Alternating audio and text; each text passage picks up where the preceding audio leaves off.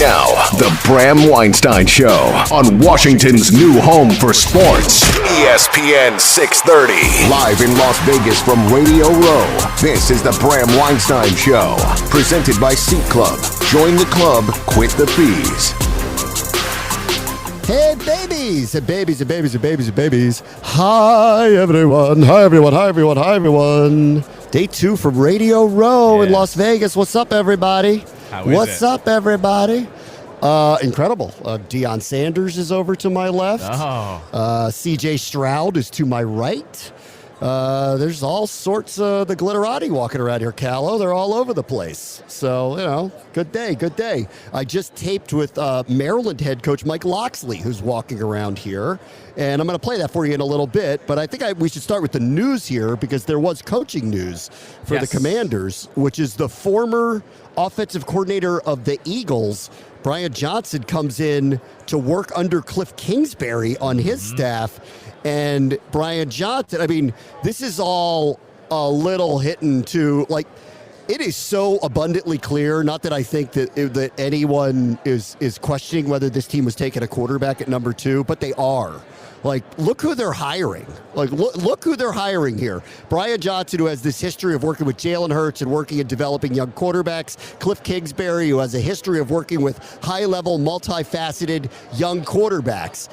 I mean, it's happening. Whether it's Caleb Williams or it's Jaden Daniels or Drake May, it's happening. Like, that is happening here. I don't want to flip it too fast, but I know you've been pre-recording. They also signed on Raiders defensive pass game coordinator Jason Simmons, and that should make everyone pumped considering how great the Raiders defense was the second half of the year, especially when Antonio Pierce took over. So I'm going to pat myself on the back here, Bram. I was the one to say, if they don't get Ben Johnson, there's still too many jobs. I see them being a super team of coaches, and it's happening right in front of our eyes, essentially, because getting Johnson, who was interviewing for head coaching gigs, to come over here to not even be the coordinator, it tells me everything I need to know what everyone thinks about this organization now moving forward. Yeah, I think, like, obviously, I mean, it's all kind of adding up to, you know, I think we know the direction that they're going. I mean, it seems like patently obvious we know the direction that they're going. So, you know, listen, I think the Brian Johnson hiring, he had interviews for head coaching in the head coaching cycle. Yes. I didn't get the sense. I know that their offense went a little sideways last year, and it's hard to tell whether this was pissed off A.J. Brown or if this was whatever was, you know, kind of the dysfunction that was happening in over there. But I'm a little, like, I'm surprised that the Eagles kind of did what they did with him. I understand what happened on the defensive side of the ball. I'm a little surprised what happened there. It feels... Well, I guess now that they hired Kellen Moore, they're just going to give him the offense. Yeah. I guess there was no room for Johnson, but to just allow him to walk off of the reputation he had is an advantage for us. And now he comes in, pressure off. He's going to be asked to work with a quarterback and a young one at that. I mean, things are really starting to build in a very nice way. I know the Quinn hiring, I think people are softening on it big time because they keep hearing everybody praise him over and over and over and over. But, like, things are softening. And now you're seeing a staff being built that I don't know how you can't start to get excited about what's happening right now. Yeah, of course. And not only that, I always love when you kind of keep it in the division. You know, you have the Eagles' former offensive coordinator, the former Cowboys defensive coordinator. Of course, they brought over Joe Witt Jr. to also take over the defensive duties. But it's all about familiarity, too. And those two know, you know, the two top teams in the division better than anyone else. So I never mind that either when you actually go after your rivals because they kind of know the ins and outs better than anyone else anyway. So yes, absolutely. It's exciting that they basically, like I said, are going to have a super staff put together. Yeah, I agree. All right. I want you to hear from Mike Locksley. And we did talk about quarterbacks. We talked about Maryland as well and why he is here. So why don't you take a listen here to head coach Mike Locksley. All right, welcome back to Radio Row in Vegas. It is a great pleasure to bring in the head coach of the University of Maryland, Mike Locksley, who's making the rounds here in Vegas. Nice to see you, Coach. Good to see you, man. I'm working on my part-time job right now. President and founder of the National Coalition for Minority Football Coaches, and you know, obviously with the NFL hiring cycle that just kind of is finishing up. We had 4 minority coaches hired this year. Antonio here in Vegas, Raheem out in Atlanta, Mayo up in New England, and then David Canales with the Panthers. Is a good year for minority coaches to have these type of opportunities. And what do you, in your group, what do you talk about? What are the issues that are important to you? Well, the pillars of our group is to prepare, promote, and produce the next wave of high school, college, youth, pro coaches. We want to basically take coaches where they can't take themselves through programming as we prepare them for these jobs they want. Yep. But we also want to promote them, and that's what me being here at Radio Row is about, is the promoting of some of these coaches that are doing a tremendous job and some of these guys that have just gotten hired with opportunities. And then the last but not least is producing them, meaning giving them the tools to go out and have the ability to have success when they get these opportunities. I don't know if you read this piece in ESPN from Seth Wickersham the other day, where apparently because the NFL has instituted you're going to get a compensatory pick if you help a minority coach move up and get promoted, that they're angry that the 49ers have produced so many minority coaches that they're getting too many picks out of all of this. How do you kind of look at the system and how it's working or not working throughout the NFL? The whole picks for developing them, I mean, that's a little tough one. I do think organizations are being rewarded for doing a great job of promoting. And again, one thing that I always try to say, when you create an advocacy organization like ours, sometimes you get this, people think it's, I'm telling you who to hire, or I'm telling you to hire a minority. Well, that's not the case. Yeah. All we're doing is trying to show you that we have minorities that are capable of doing the jobs, that should get opportunities to be in front of you, to be able to have an opportunity to do it. And we've got a lot of coaches that are qualified to lead. When you think of football, and this is the irony of it as we look at it as an organization, all the other sports, you look at basketball and the amount of former players that are leading basketball programs in the NBA and in college. You look at baseball, there's very few managers that didn't play in the major league that aren't managers, meaning most of the managers played the game. Hockey is the same way. Well, football and the NFL, 80% of the players are minorities. In the college game, 70% of minorities, but yet you don't see the percentage of minority leaders or head coaches. And why is that? And so that's what our organization is here to do, is figure out why, come up with solutions, and then put them out to give these guys opportunities. I think in the NFL it gets a lot of attention in hiring cycles. How's it going in the college football the college world? Game is very similar. I mean, we mimic a little bit of how the NFL is, and in college, you look and see a guy like Sharon Moore getting the opportunity. Mm-hmm. Derek Mason was recycled and got another opportunity at Middle Tennessee State. So Fran Brown getting hired at Syracuse. We're seeing some guys get jobs, but it's not at the rate that you would expect with the amount of minorities that play it, the amount of minorities that are playing it at a really high level. And then you look at the assistant coaches that are doing it as well. Yeah. All right, let's talk a little football. How big of a deal is it that Jim Harbaugh is no longer in the Big Ten? I mean, I don't know if it's that big of a deal. I mean, obviously he's a great coach, and you don't like to see great coaches leave, but the Big Ten is a brand. Tony Petitti, our leadership, our commissioner, has done a great job in leadership. We've got great coaches in his league. Jim was one of the great coaches, obviously, winning the Big Ten championship and then winning the national championship, which as a conference we hadn't done in quite some time, so we kind of broke that barrier this year. And you look at it, you had two Big Ten teams in the national championship. Washington, who is coming over to our league this year, and now Michigan. Obviously we'll miss the personality of guys like Jim Harbaugh and Nick Saban, but as I found in coaching, man, the league goes on, man. The next man up comes up, and they tend to forget pretty quickly. You mentioned Nick Saban. Obviously, you worked with him. Can you believe the day has come that he's not coaching in college football? Yeah, it blew my mind. I work really closely with him. He's a board member of our coalition, so he plays a major role as one of my teammates in championing the organization. And I talked to him the day before he retired because he was interviewing coaches. So I can tell you that it wasn't something that was planned, because the day before he retired, he's interviewing D coordinators, receiver coaches, and then I spoke with him the day after he retired, and I said, Coach, man, what happened? And he says, hey, at 3:55, as I was walking into the team meeting, I just called Miss Terry and said it's time. And so at 3:55, he was going to have a team meeting, and nobody knew, and I don't even think he knew until he started heading into the meeting what he was about to do. And it's a tough day for college football, but I'm going to tell you what now, he'll do a tremendous job on radio, TV, doing this stuff. You know, I don't want you to put words in his mouth or anybody to put words in his mouth, but is it just the atmosphere, NIL, the changes in the sport? Did it become that much harder? Can you kind of speak to that? But I'm going to tell you, Nick Saban ain't running away from hard. You know, when the game changed with playing fast and tempo, and he was against it, what did he do? He adapted. So I don't think the game, or it got too hard for him, but I think he probably figured out, you know what, this is a young man's game, or maybe the energy level that it was going to take.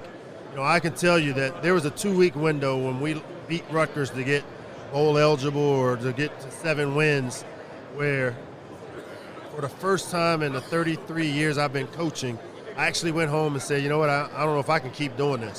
Because I had 2 weeks of hell of players coming in my office demanding money, trying to figure out the landscape, guys going into the portal, you know, and some guys, you know, wanting more playing time. It was a tough 2 weeks. And I think all of us, talking to my peers, all of us went through that time where, you know, you open the door to meet with guys, and every time somebody comes in, they're unhappy. You're having a winning season.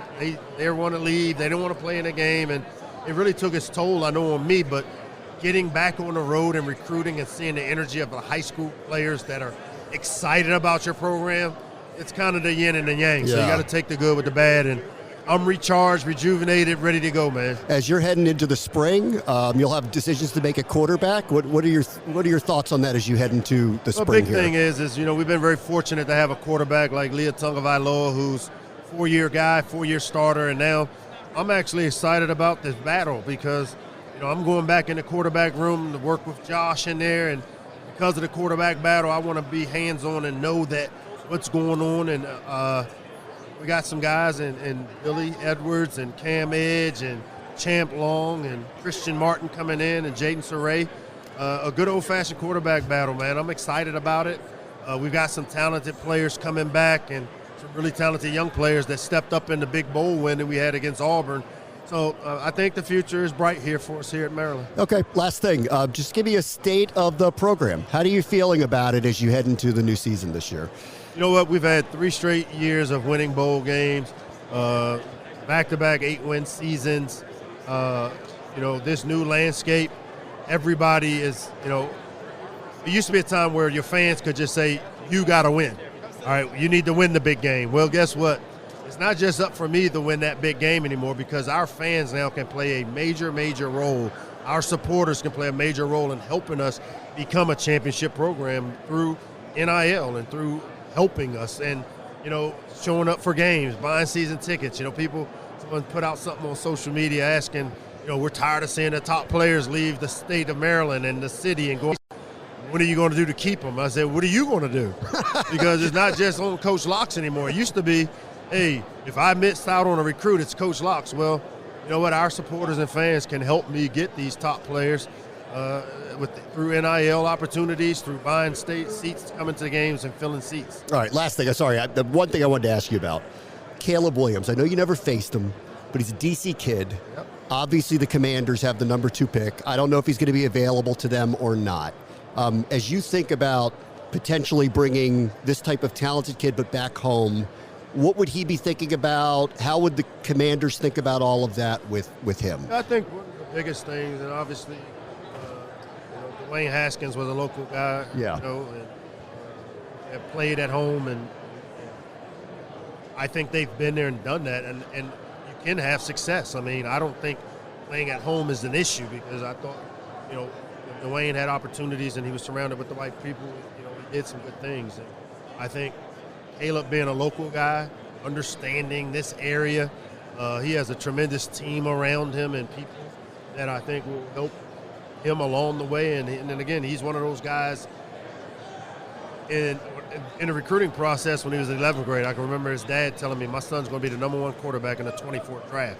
And I looked at Carl and said, hey, Carl, it's great to have that as a goal, but I probably wouldn't share that with too many other people, man. And you don't want to put that pressure on your son in saying that. But all I can tell you is that team that they created around him has put him in this position, and that affirmation has become the reality that he is one of the top quarterbacks in the 24 draft, and he is a guy that will hear his name called pretty early. Coach Mike Locksley, it's great to see you. Great to see you good guys. luck as you head into the next season. Great to see you here at the Super Bowl. Thanks a lot, man.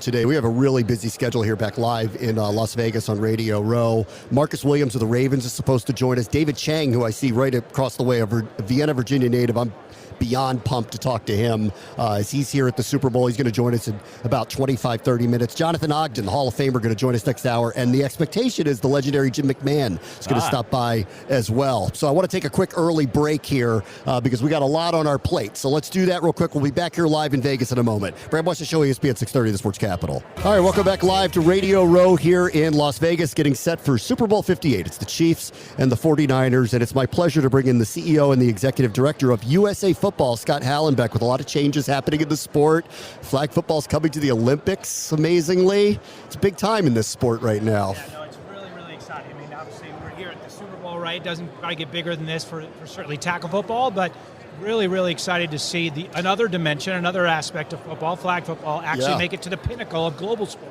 You were telling me you're actually a local, that you grew up in Maryland, in Kensington, is that right? That's exactly right. So I'm still a big-time Commanders fan. All right. So even though I'm living in another state, I can't ever give up those roots. All right.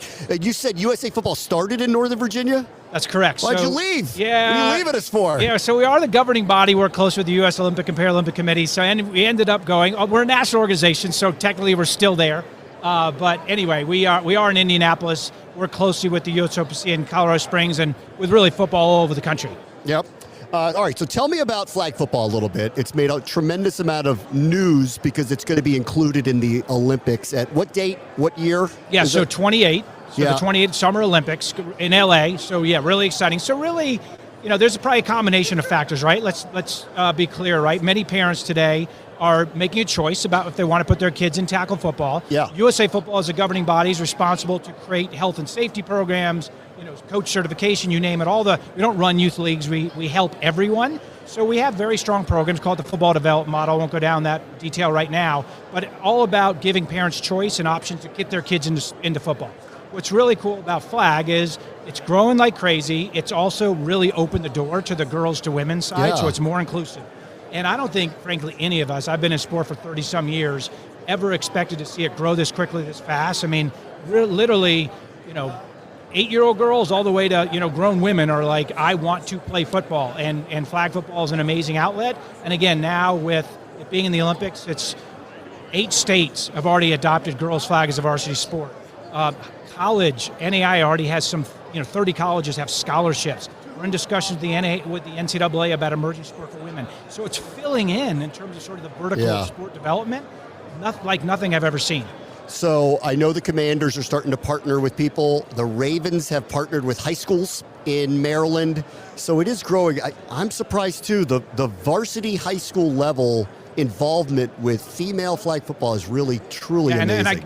Great point. I got to give credit to all the NFL clubs in the NFL. They've done an amazing job working with their respective state associations and or just local high schools. And then we come in to support them at those levels and also try to build the pipeline up to high school.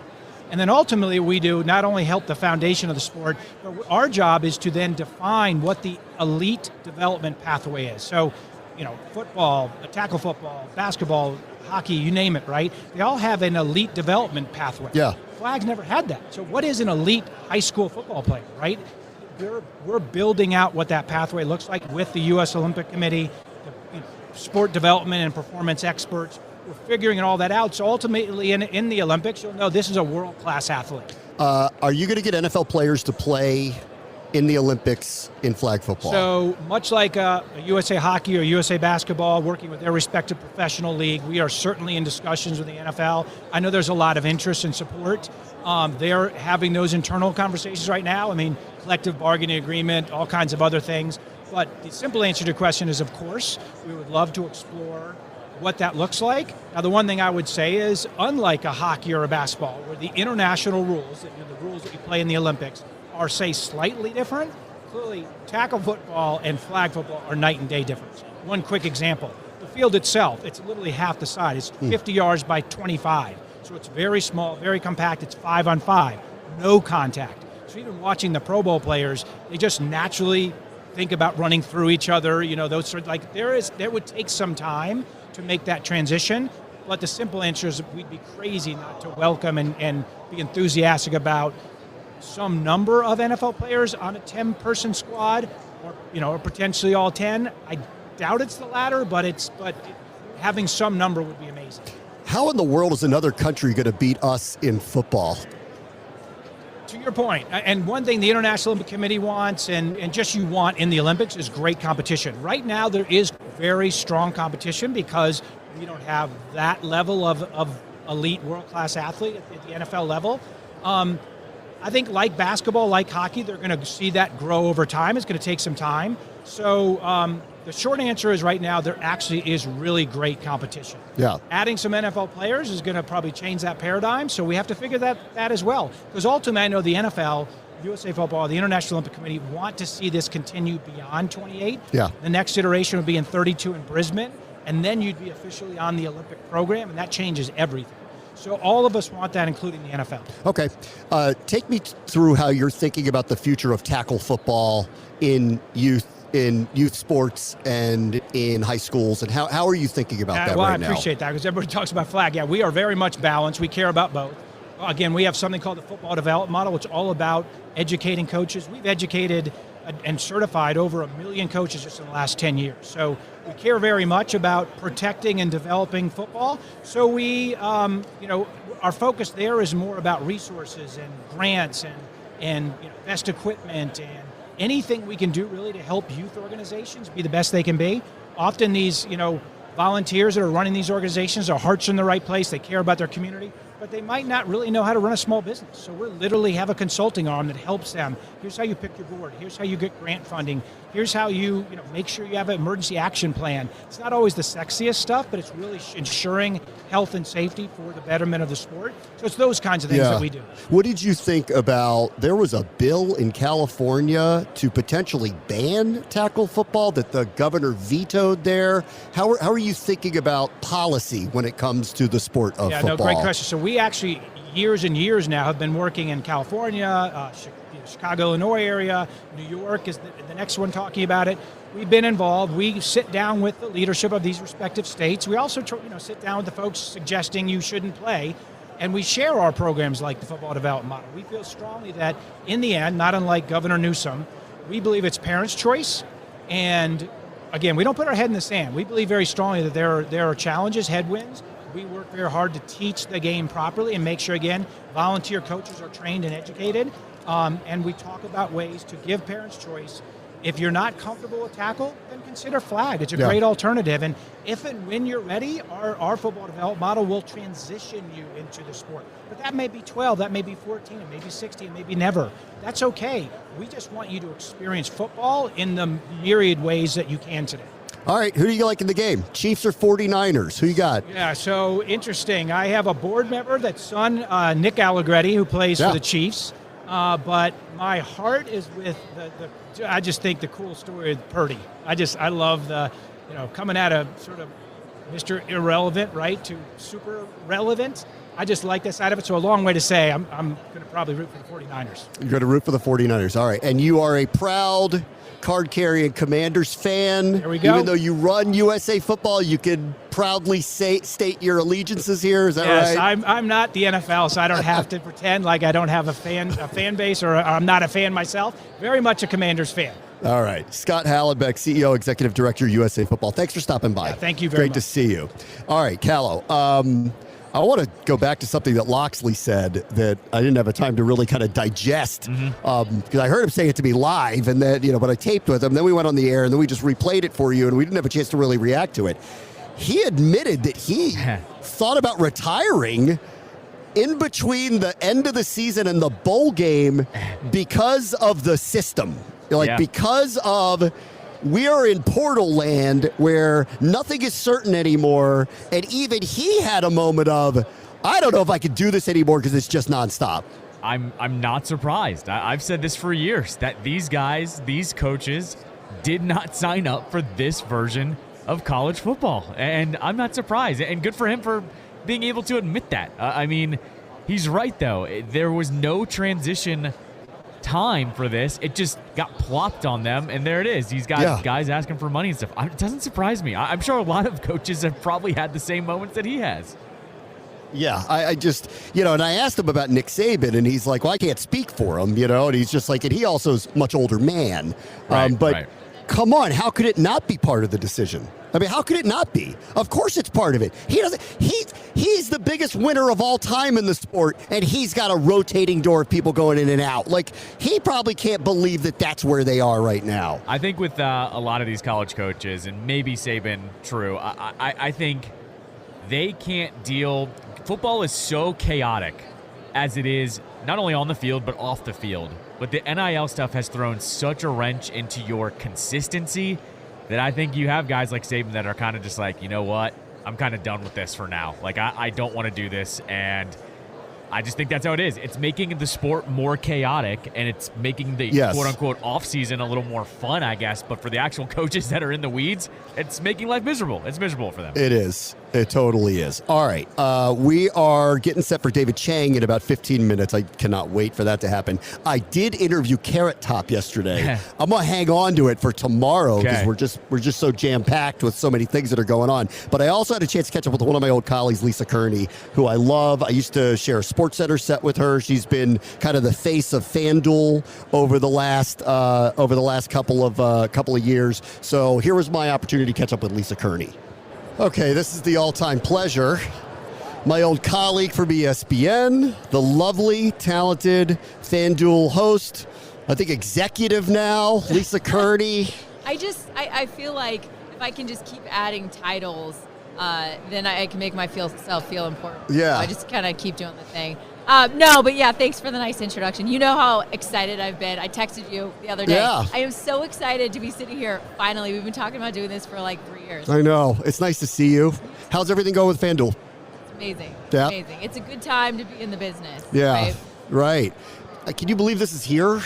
This is in Vegas? Yeah. Yeah. I mean, you well know, very first Super Bowl ever to be played in Vegas, and at a time when sports betting hasn't ever been what it is, and the partnership, ambassadorship that we get from the league and the players now, it's a really exciting time. Yeah, it is. Tell me about your day-to-day there. Like, what is life in the sports gambling media ecosystem these days? Yeah, well, it's always trying to guess at what's next, right? Yeah. Trying to stay ahead of the curve. We have some awesome platforms, from sports betting, of course, to our DFS, to our free-to-play games, to our casino brand, and constantly talking about how to elevate the experience and engaging the customers to bring everyone closer to the action. Like, how do you get closer to the teams and the players and the experience? Well, sports betting is putting the game within the game, which is just a cool thing to be part of. So, like, what are you hearing from fans, bettors? What do they want? What do they want more of? What do they want to see from you? Well, they want to win. Well, good luck with that. But yeah. They want more opportunity to share their fandom. They want to be a part of the experience. So when I think about fantasy, right? You have a fantasy team and you have these players and you have this collection of players and you cheer for all of them. It just takes you from the first kickoff of the day to the very last. You have a vested interest because your players, maybe I have Christian McCaffrey that's playing in one game and he's not playing on my team, but I'm sure as hell rooting for him because he is playing on my team. But I'm certainly not a Niners fan, as you well know. Transparently, I'm from Kansas City. I'm a huge Chiefs fan. So this week has been a married really a fun famous one for Falcon, me. though. Married a famous Falcon. And coincidentally, Patrick's worst game of his entire NFL career, 11 years, was in Kansas City when they ran against the Falcons defense for 596 yards or something like that. It was crazy. So, yes. Patrick's doing well. You're from Kansas City? I am. You are where? Born and raised. Overland Kansas, Park? Overland Park, yep. OP? I had a college roommate from Overland Park, Kansas, so I spent some time there. And, I mean, so you spent a lifetime of watching them be okay at times, and now you've got football Jesus playing quarterback for you. Must be something. It is. My favorite player growing up Marcus Allen. Yeah. Derek Thomas, rest in peace, one of my all-time favorite players. I was having this conversation earlier where it's like you root for these players and your heart is with the team, but you're like celebrating the players' individual accomplishments because collectively the team wasn't great for a long period of time when I was growing up. But I've been a massive Chiefs fan from the very beginning of time. It was always God, yard work, and Chiefs on Sunday in our house. You go to church, you In come that home. order? Yeah, in that order. Yard work stopped at kickoff, thank goodness. Mine was Redskins, God, never do yard work, dinner. That's about it. About it. That was about it. So this has been a long time coming. But, I mean, we're sitting here like maybe the Chiefs cement themselves as the next dynasty in the NFL. If they're I think they're there. 3 Super Bowls in 5 years if they can get it done Sunday. Yeah, and appearing in 4 of them. The only loss is to Brady. I mean, it's a big time. So we're celebrating, but as a whole, the whole experience is a celebration. But these things don't last forever, so we're gonna live it up. What do you think about the game? Think the Chiefs are gonna win? I do. Could you believe we woke up after the AFC Championship game and the Chiefs had plus money? Well, someone was just on here and he said to me, Mahomes never been an underdog 3 games in a row until this year in this playoff run. And I find that astounding too, because you've watched this guy play, right? Yeah. Like, and who's beating him? Yeah, on the road. But even like the Chiefs, the past 12 games that the Chiefs have been underdogs, they've won 9 of them straight up.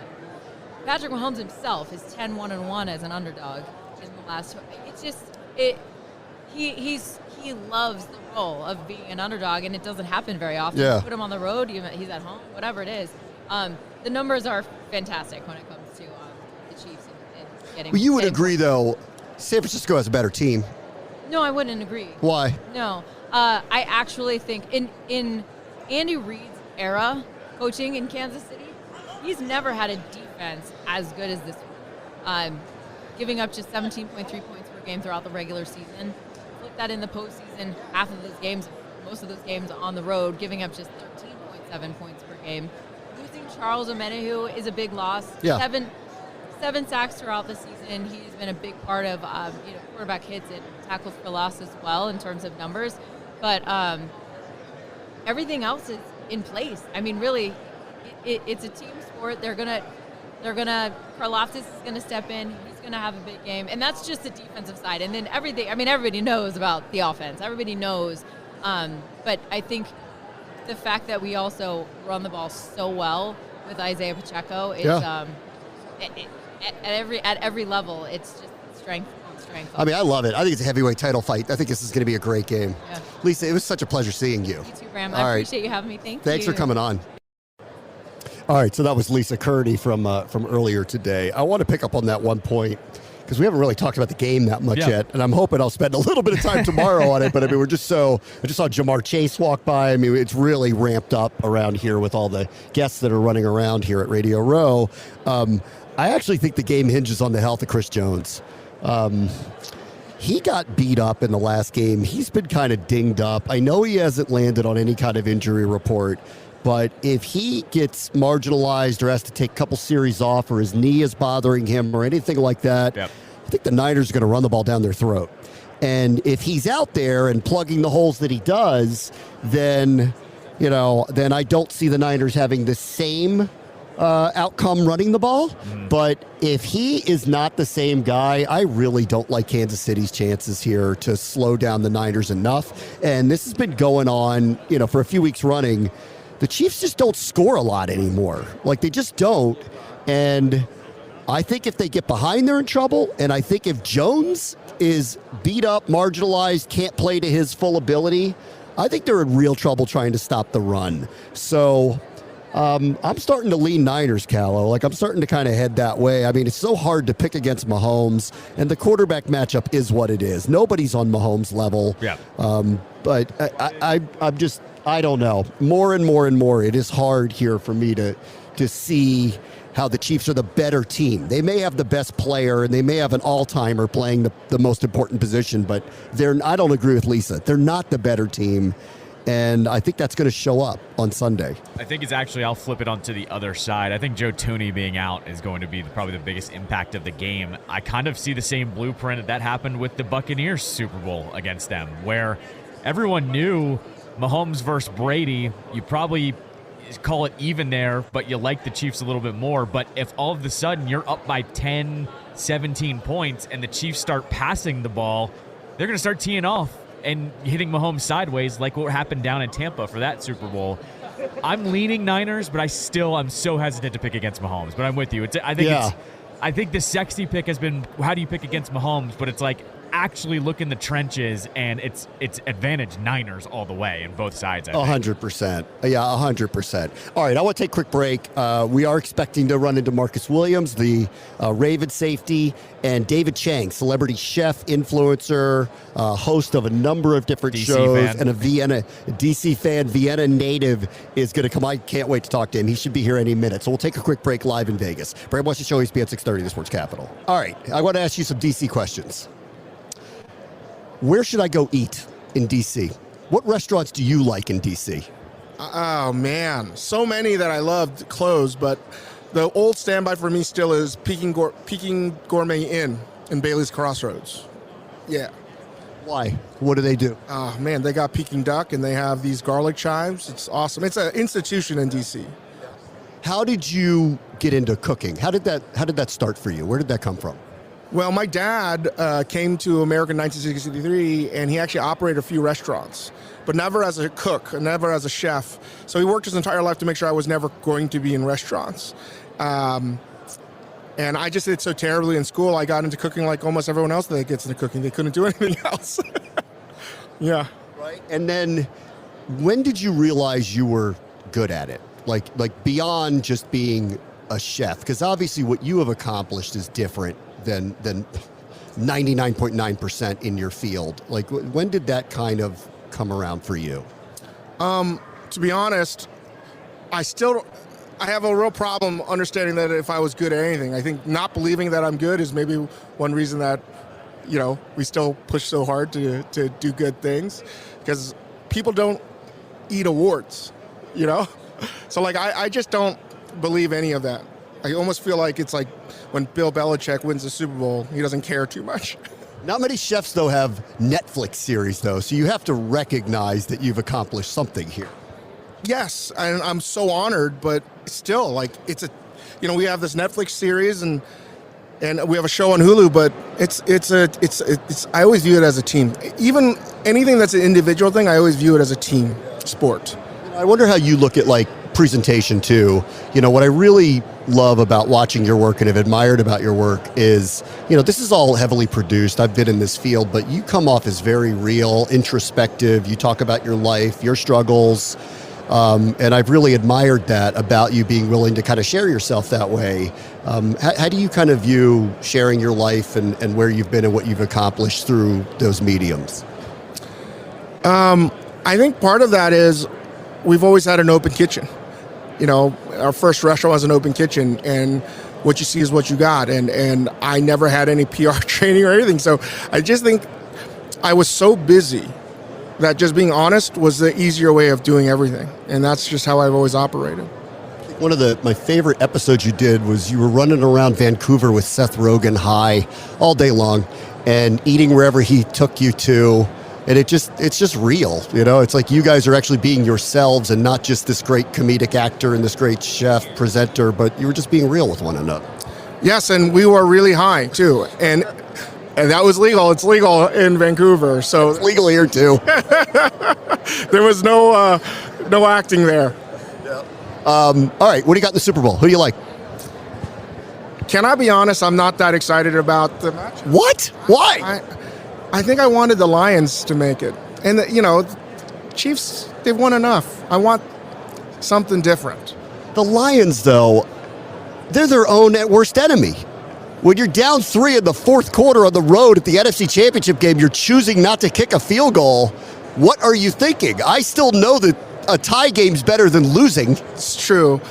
All true. But the other thing is I just can't root for any San Francisco sports team. That's just not going to ever happen. No way.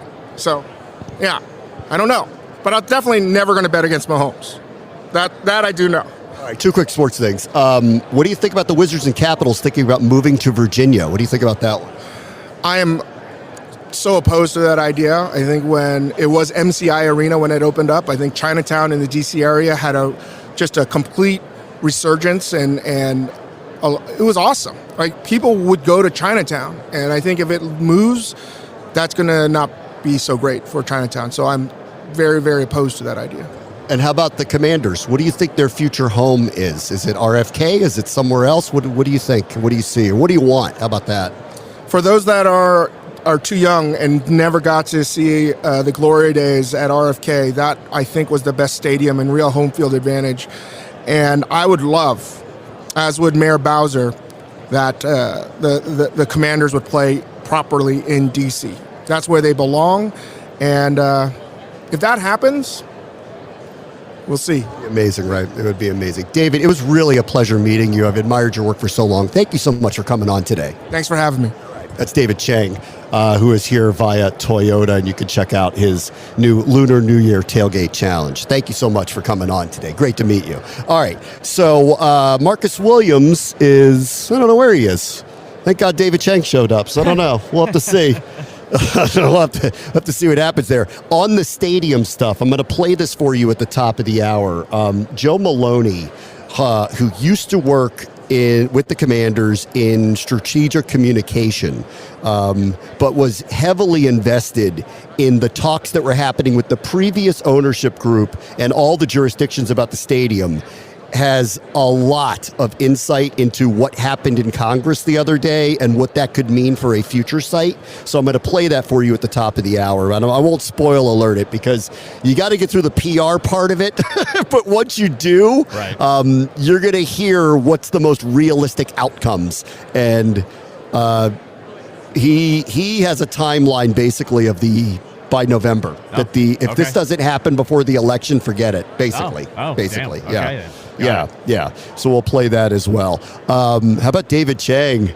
Yeah, maybe we should send a note to Ted. I know, Ted, the die is cast, but we might want to play a note. One of your very famous people who'd like to have restaurants in your stadiums isn't particularly pleased with this idea of moving them out to Virginia. He's spot on. He feels what everyone else is feeling. I thought last night with Eric Flack and his report on Ted and his sit down, Ted, I don't understand why the doubling down keeps happening for him. I don't get it. And I will say this, you have to commend Ted. He did say, I am a sensitive person. That's who I am. And I'll give him that. Like he actually said it out loud. You. He said it out loud, and he's like, it affects what people think about me. And I was like, all right, I'll give you the little victory there, Ted, that you're at least fully admitting that this is starting to affect you a little bit. Yes. All right. So let's take a quick break and let's get into new homes then. We'll play what Ted said with Eric Flack from WUSA and React, and then I'll play you what Joe Maloney said about the Commanders. And actually, he did talk about what it means for Monumental to make the decisions that they're making as well. And you'll be interested to hear his position on all of that. So we'll do that next, live from Las Vegas on Radio Row. Bram Weinstein Show, ESPN 630, the Sports Capital. If you're tired of hidden costs and fees and ticket prices, Seat Club is changing that game. Their promise is complete transparency. They earn revenue solely from a simple $99 yearly subscription, not from fees or markups on the tickets, which means real savings of up to 35% for you on the same exact tickets compared to their competitors. And here's more good news. Use promo code ESPN for 50% off your first year, but that offer will end after the big game on Sunday. Seat Club. Join the club. Quit the fees. All right, while we wait for our next set of guests to roam through here, let's take a minute here to listen in to Eric Flack and his interview with Ted Leonsis on WUSA 9, where he talked about the move of the Monumental teams to a prospective location at Potomac Yards. So here was that interview with Ted Leonsis. Ted Leonsis told me he's been hurt and actually a little surprised at the outrage he's seen, especially on social media, about his proposal to move the Capitals and the Wizards from their home here at Capital One Arena to a new facility in Alexandria. So it really was an issue of the potential of having this blank slate, if you will, and starting from scratch and imagining how can we build an iconic next generation kind of all digital interactive campus. That's what I was most focused on. What will sports be looking like? What will the fan experience be looking like 10, 20, 30 years from now? The 20,000-seat arena would sit on 12 acres in Potomac Yard, paid for with a $2.8 billion loan from Virginia, $400 million from Monumental, and Alexandria would kick in $100 million. But opposition is mounting, largely over traffic concerns. And a lot of people are concerned about it out there. Yes, and they have every right to be, but there's traffic today. We want to be a solution to the traffic. You have to take a look. I keep hearing about the metro stop. Mm-hmm. And I go, and is it big enough? And can it handle it? I'm glad you asked that question. So Nationals Park had a metro stop.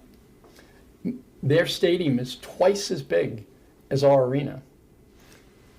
Same amount of cars as Potomac, same size of, so what did the Nationals do? What did the city do to accommodate the Nationals? They added 2 elevators. They added easier ways to get in and out. That's what we're going to have to do there. I asked Leonsis if there was any chance the Caps and the Wiz would stay here at Capital One Arena, and he told me, quote, the die is cast, but he acknowledged he still needs the approval of the Virginia legislature. Okay, so that's Eric Flack on his report, and good for him getting the interview with him. The die is cast. So there's a lot to unpack in those 2 minutes. Okay, all right, okay, yeah, there's a lot. Okay, number one, should we go through the Ted? We plan to be a solution for traffic. What? What are you talking about? What are you talking about, man? What are you talking about? Like, this doesn't make traffic better. What are you talking about?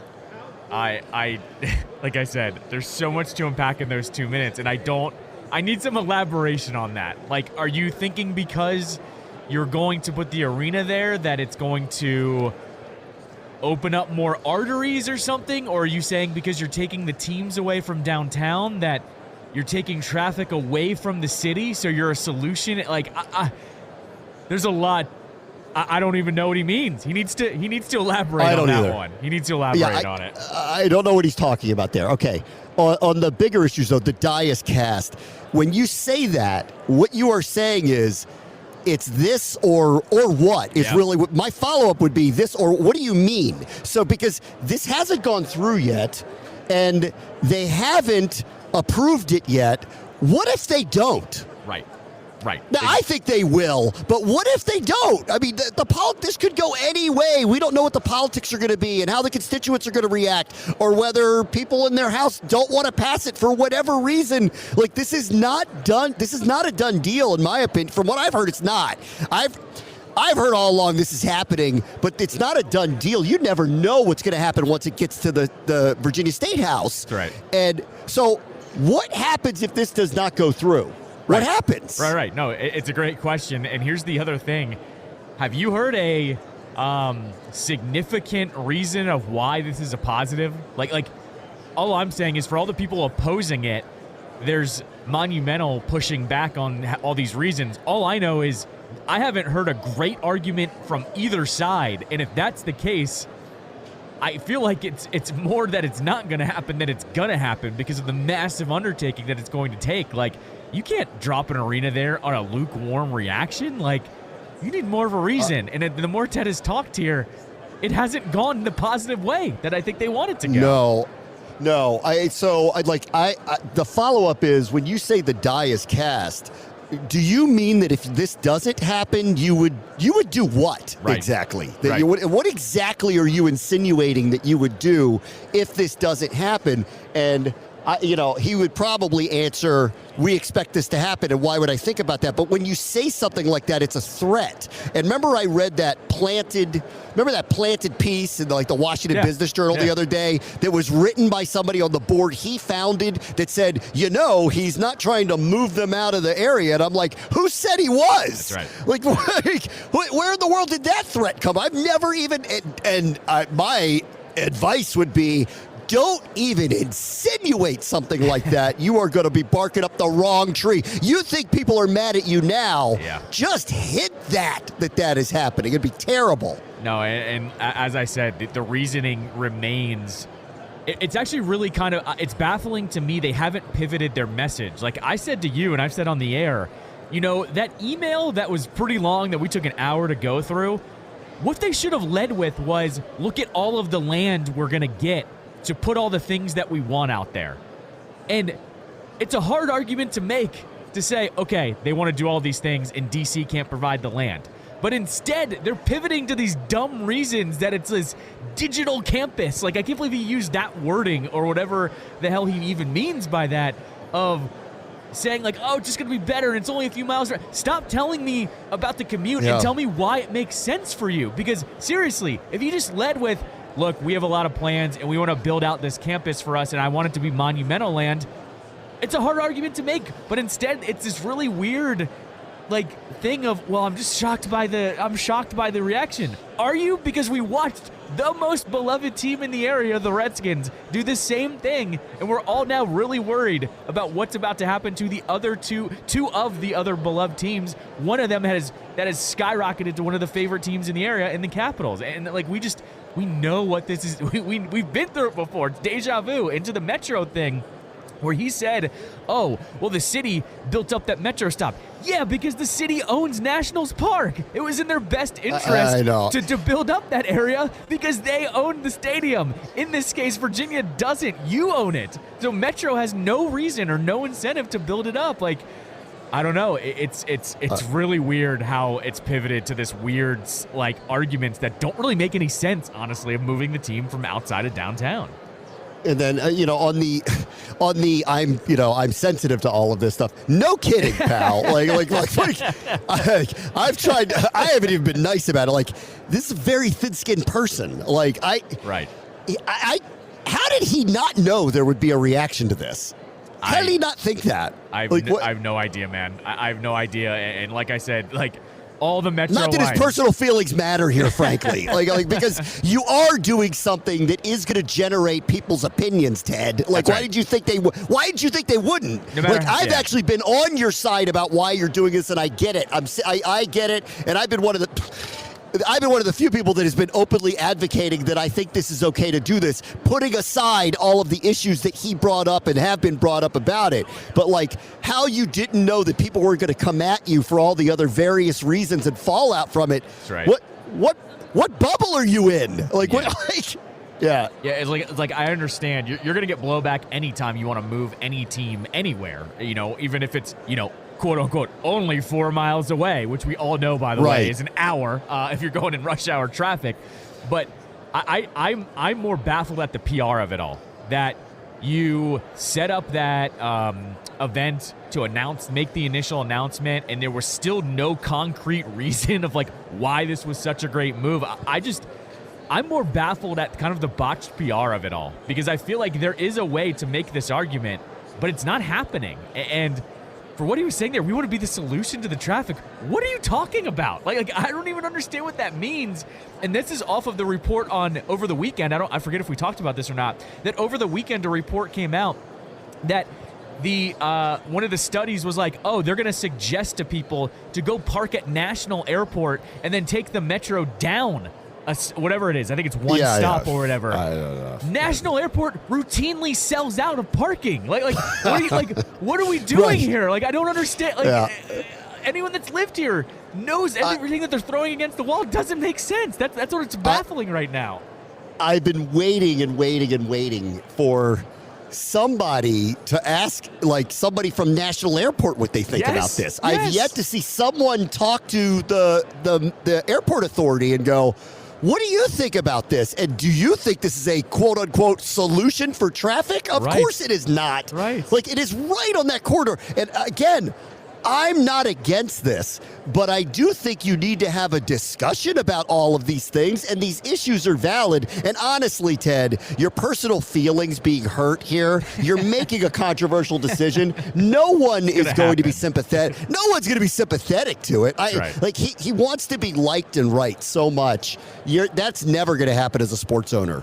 ever. Right. Yeah, totally. 100%. I think he has been, I think he's been treated very fairly, or, I think a lot of people say this. I don't know if I agree with it or not, but because Daniel Snyder was criticized so much here that he hid kind of behind that, and the criticism didn't come at him as much as it should have.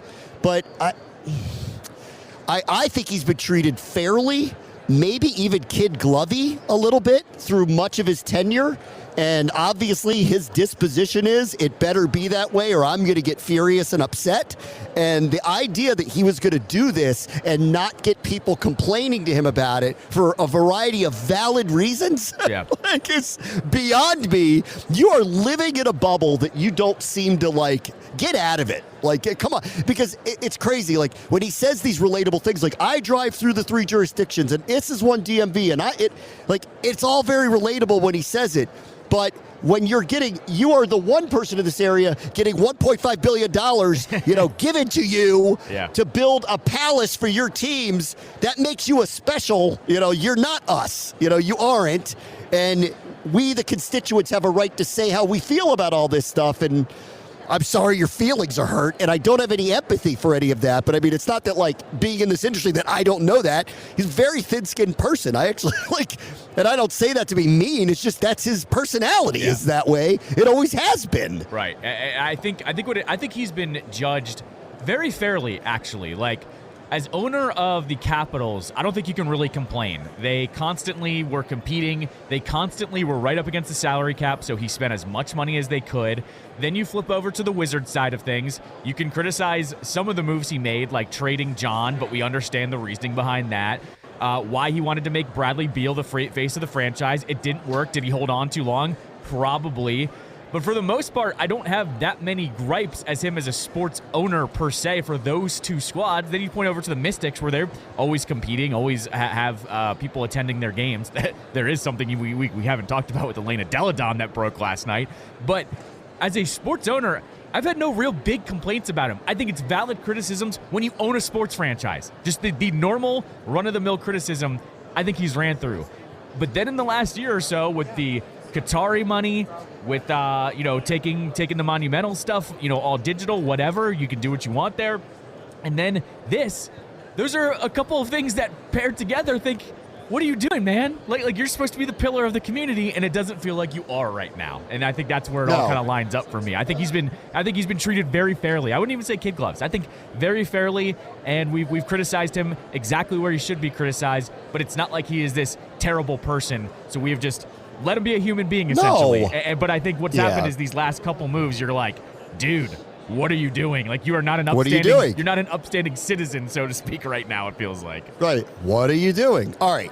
Off of all of that, while we wait for some guests, because everything's very fluid right now, I want you to hear Joe Maloney, who used to be the Vice President of Public Affairs with the Commanders. You'll hear about his new position now, but he has a lot to say about all the things that are happening in and around RFK, and then obviously what Ted is doing with Monumental as well. So here was that interview earlier today with Joe Maloney. All right, let me welcome in Joe Maloney, the very dapper former Vice President of Public Affairs of the Commanders, and now the Senior Vice President of Strategic Communications with the American Gaming Association. Do you miss us? Miss us at all? Bram, I missed you like a thumb.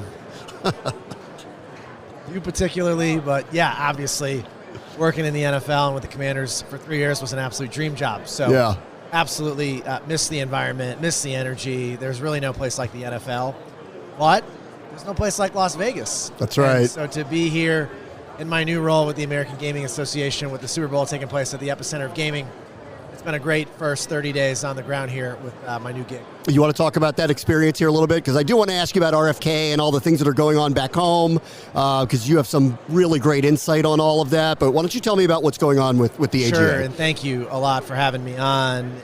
This week we're talking about this historic moment for the NFL.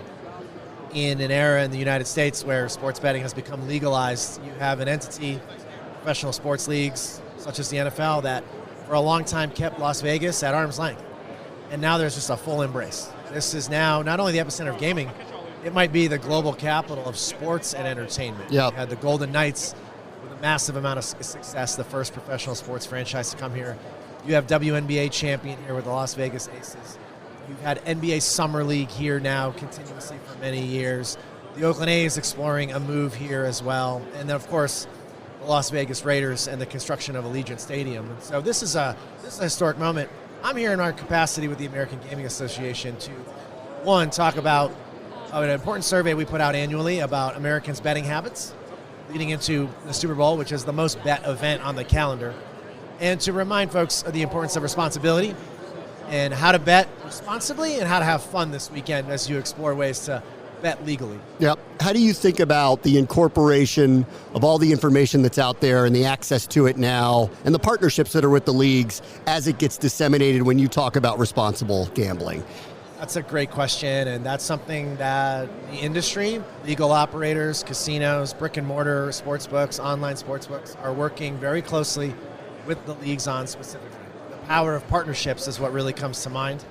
The American Gaming Association, we started an initiative about 5 years ago called Have a Game Plan, and we partnered with major league organizations. I was proud while I was at the Commanders to stand up our Have a Game Plan PSA campaign around the stadium, which is an effort to remind fans the importance of betting responsibly. 4 tenets in that campaign. One, use legal operators. So now that legalization has spread vastly throughout the country, 38 states plus the District of Columbia, our region at home, DC, Maryland, Virginia, there are many legal options. Bet in the legal marketplace. 2, stick to a budget. Go into this exercise knowing how much you want to spend. That way you're going to keep it fun. 3, keep it social. Keep it fun. And then 4, know the odds. Know what you're betting on. Understand that the house is going to have some advantages. Yeah. So again, you keep it fun. And Have a Game Plan has spread across 30 different organizations. The NFL has a fantastic partnership with NCPG, National Council on Problem Gaming. Similarly, reminding fans and surrounding wraparound services for those that are exhibiting some not great behavior, chasing losses, betting too much they can with services to support them. So we want everyone to have fun this weekend. But as legalization grows, responsibility is really important. So it's the power of partnerships and working together. Good. All right, let me talk to you about what's going on back home. Great. You were involved in all the preliminary discussions about a stadium for them before you left the organization. Obviously, there was an ownership change. Let me start with this.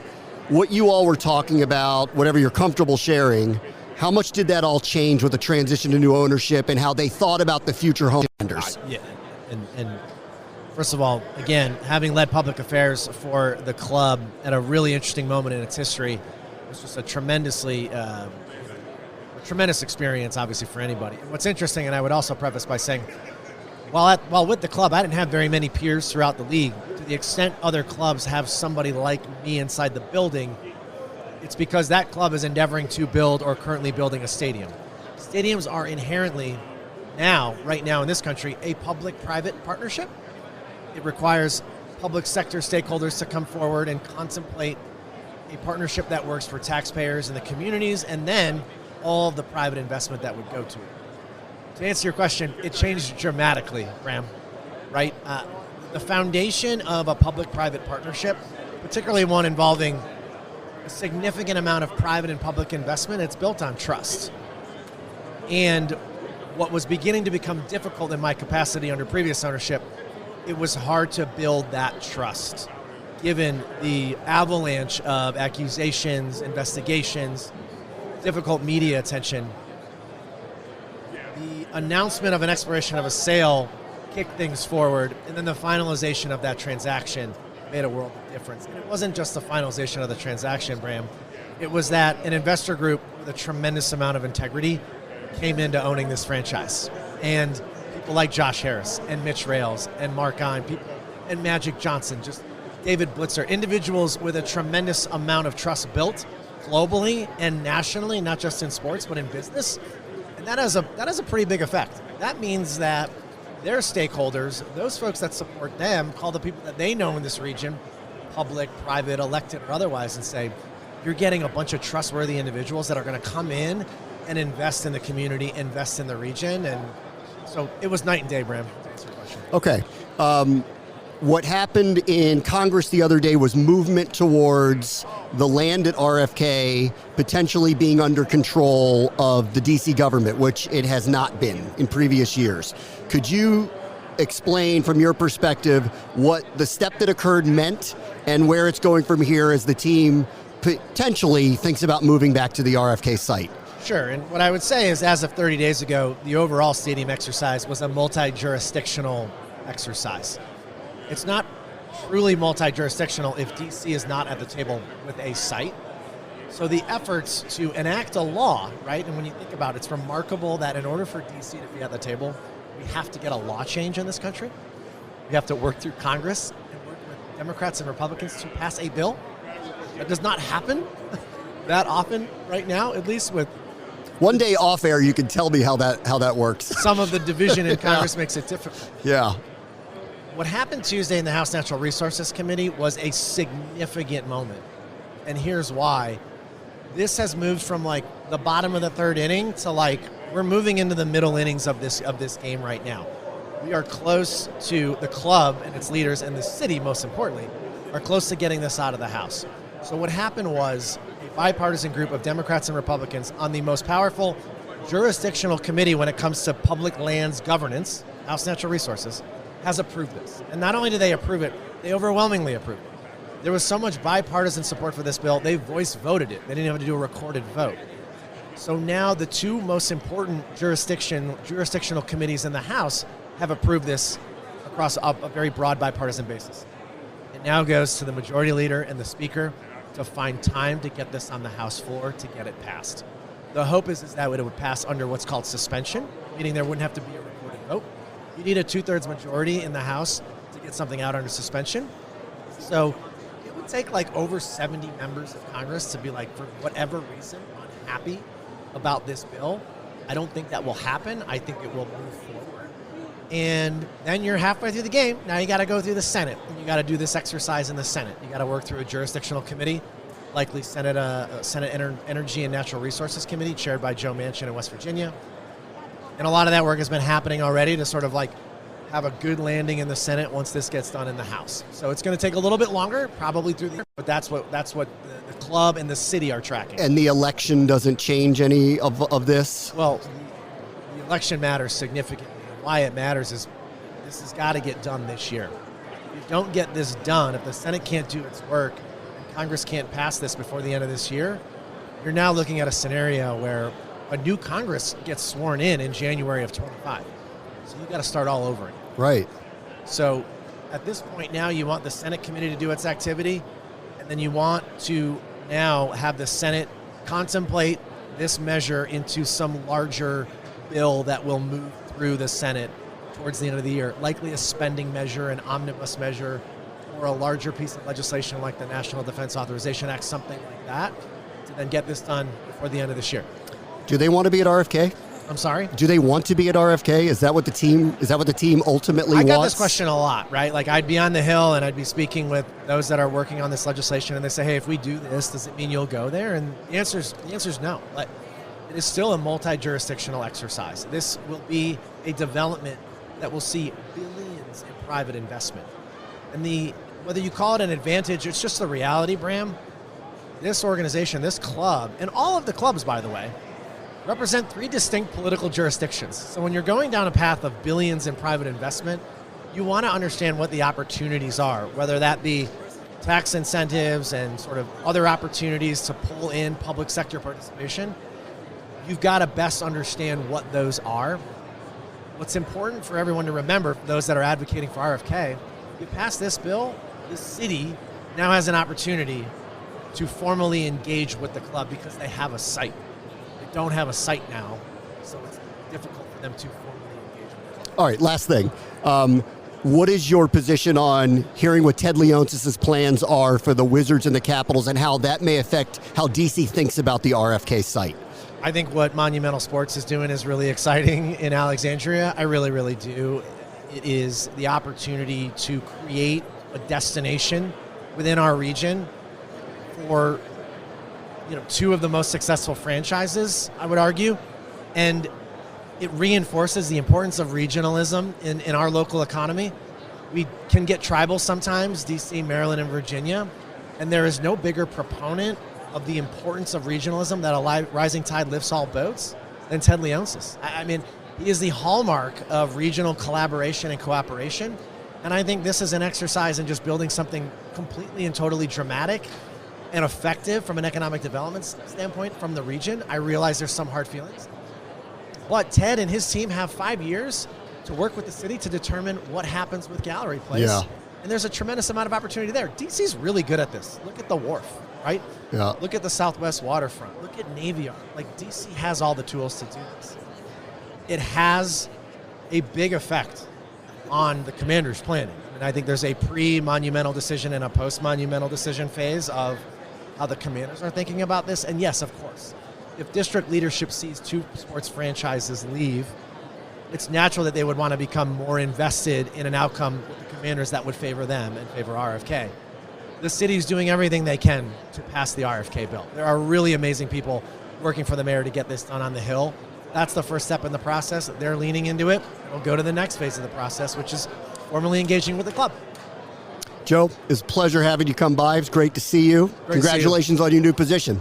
Thank you, Bram. All right, welcome back live to Las Vegas at Radio Row. We have a local legend here, Professional Football Hall of Famer Jonathan Ogden. Of course, played his career up in Baltimore, but grew up a giant Redskins fan. I did. Call them the Absolutely. Redskins, right? They were the Redskins when I played. I know they're the Commanders now, but I grew up in the 80s when they were something special. When they were the Hogs. Did you want to be a Hog growing up? Absolutely wanted to be a Hog, man. Why wouldn't you want to be a Hog? You know, I went to St. Albans High School right there near the National Cathedral, and you know, that was like when Joe Jacoby and Russ Grimm and Mark May and all those guys were just tearing it up, and the Redskins were winning 3 Super Bowls back in the 80s when I was growing up, and I mean, they could do no wrong for me back in those days. I actually saw Joe Jacoby maybe about a year and a half ago. Yeah. I never actually met him, but like I went up to him and said, Joe, you know what? And he's like, of course I know who you are, and I was like, you don't know this, but you were like the first offensive lineman who I really knew and wanted to like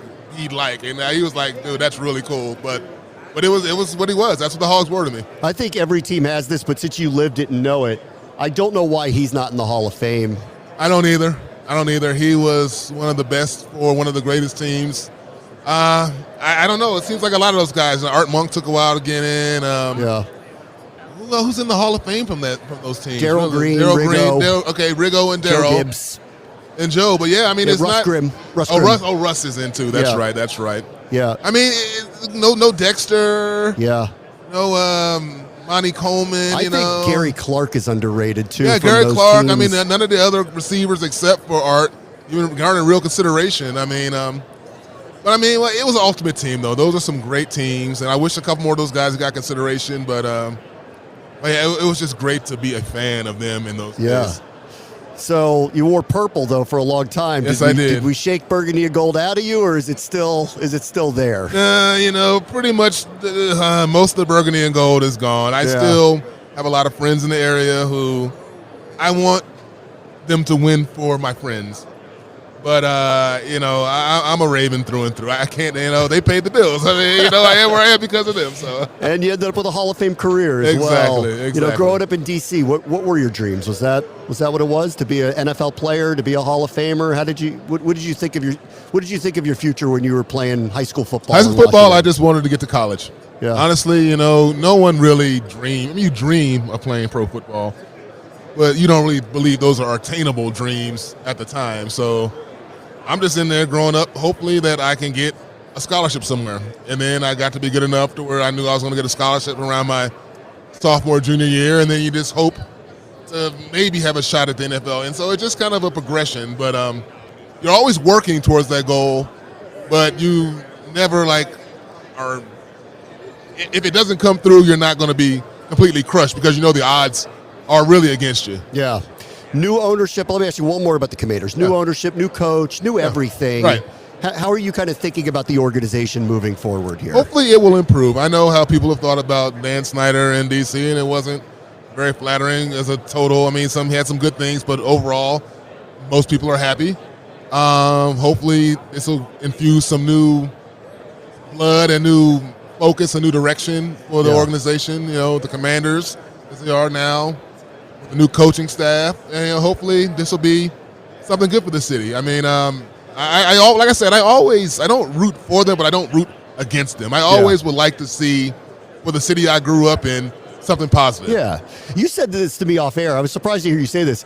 You thought when they changed everything that maybe they should have gotten away from the colors? Yeah. Just because? Yeah, just because. I know the burgundy and gold is a lot, but we're so connected to I those know, colors. and that's why.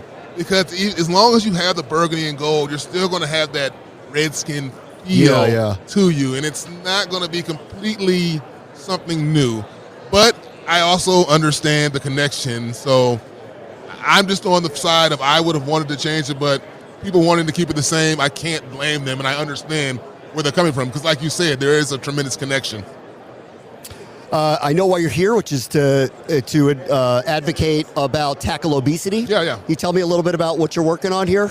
Yeah, the NFL, we have a program created by the NFL alumni that's to inspire personal action, engagement, and accountability among fans and former players, about obesity.